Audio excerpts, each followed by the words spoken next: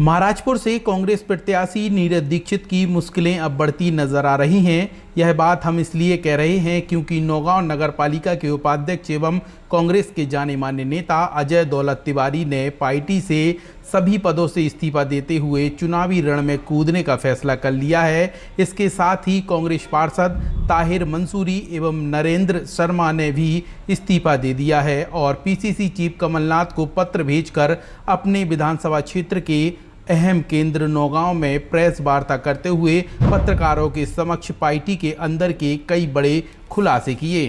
खुलासे सुनवाएंगे, लेकिन उसके पहले यहां पर रुकते हैं एक छोटे से ब्रेक के लिए। ब्रेक के उस पार आपको सीधे अजय दौलत तिवारी की कई महत्वपूर्ण बातों से आपको रूबरू कराएंगे। इस खबर के प्रायोजक हैं श्री कृष्णा यूनिवर्सिटी सागर रोड छतरपुर।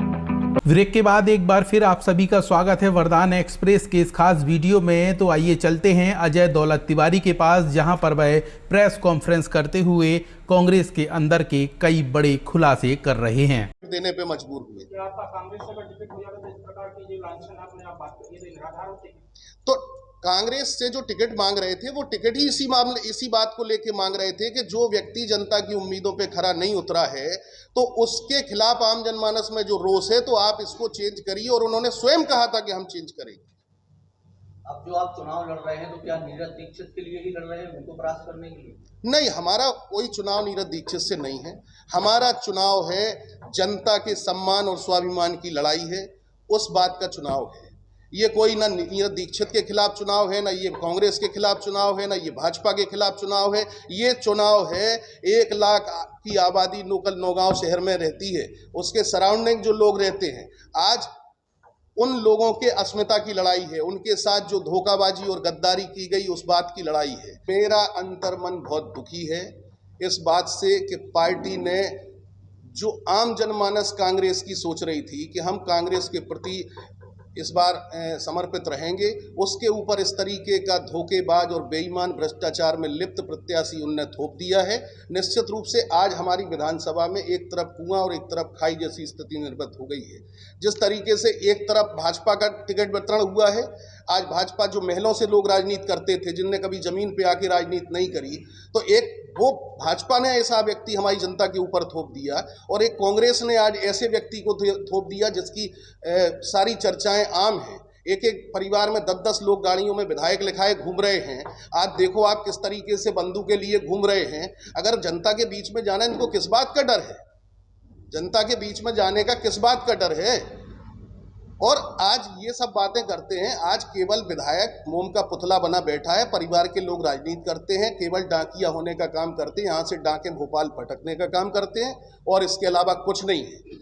जिस तरीके से आप देखो रेत के बालुओं के अवैध उत्खनन में लिप्त रहे, आज क्या क्या चीज़ें नहीं रही। आज आप वो देखो जो राशि दी जाती है, कौन सी राशि, स्वेच्छा निधि अनुदान की स्थिति आप लिस्ट निकाल के देखिए। आप लोग पत्रकार हैं, आपके पास तो सारी चीज़ें हैं। किस किस तरीके से एक ही परिवार के 10-10 लोगों को राशि देके वापस पैसा लेके खर्चे उठाए गए। आज भ्रष्टाचार की स्थिति देखिए आप, जितने तोरण द्वार बने हैं उनकी क्या स्थिति है। आज ही पत्रकार में पेपर में छापा है, जो नल जल योजना आई थी उसमें एक कितने बड़े पैमाने का हरपालपुर में भ्रष्टाचार हुआ है। कोई सुध लेने वाला है? आज जितने भी कार्य हो रहे हैं गुणवत्ताहीन कार्य हो रहे हैं, तो विधायक सोते रहे क्या? आप संघर्ष का रास्ता अपनाते, लेकिन मलाई खाते रहे 5 साल भाजपा से मिलके, और भाजपा में जाने का काम करते रहे। कमलनाथ जी को मालूम है ये भाजपा में जाने वाले थे। पहले विधायक हैं जिनको पुलिस ने एटीएस ने पकड़वाया था जब ये पिछले कार्यकाल में 1.5 साल की कांग्रेस की सारी चीजें हैं।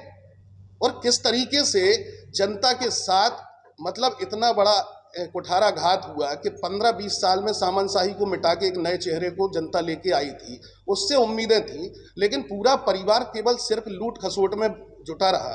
और उसके बाद वो आरोप लगाते हैं। हम पे क्या आरोप लगाएंगे?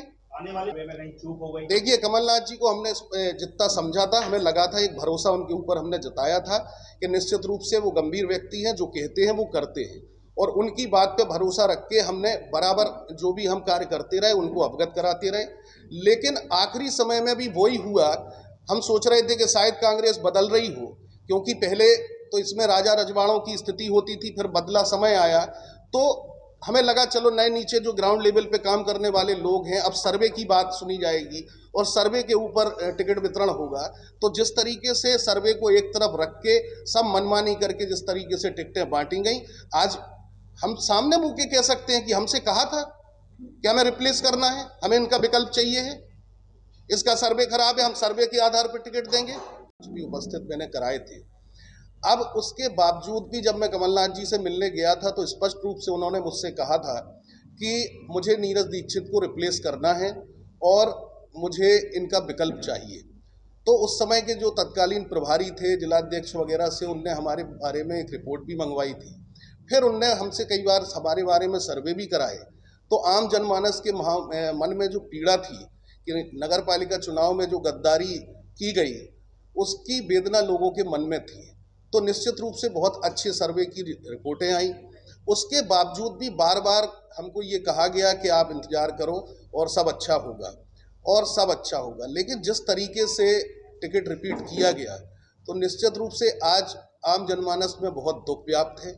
और ऐसी पार्टी, जिस पार्टी के बड़े नेता अगर ऐसे पार्टी के विरोधी काम करने वाले ऐसे गद्दारों को, पार्टी को जिनने 4-4 निकाय हरवाए हों, और उसके बावजूद भी अगर उनको टिकट देती है तो हमारे जैसे निष्ठावान कार्यकर्ताओं की फिर पार्टी में रहने की कोई स्थिति नहीं बनती। क्षेत्रीय विधायक ने कल आप पर गद्दार का एक आरोप लगाया है, जी, कहां तक आप मानते हैं? गद्दार चूंकि जो व्यक्ति जैसा होता है उसके मन में वो विचार आते हैं। आज गद्दारी की बात करें, एक प्रमाण लाके दे दें गद्दारी का प्रमाण बताएं ना कि यूथ कांग्रेस का अध्यक्ष किसने बनाया था, कैसे बने थे, अपने पिता को लेके आए थे तब बनाया था हमने। उसके बावजूद भी अगर वो कहते हैं इस बात को, एक प्रमाण दे दे। और हमारे सामने, आपके सामने 10 प्रमाण हैं, 10 प्रमाण हैं अभी नगर पालिका चुनाव के।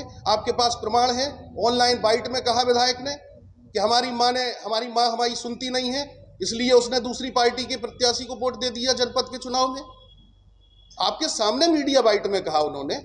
क्या बात करते हैं। तो सुना आपने अजय दौलत तिवारी को, जिन्होंने कांग्रेस के अंदर की कई महत्वपूर्ण बातें बता दी। इसके अलावा वर्तमान में जो कांग्रेस के विधायक हैं नीरज दीक्षित, उनके बारे में भी उन्होंने कई प्रकार की टिप्पणियां की। ब्यूरो रिपोर्ट, वरदान एक्सप्रेस।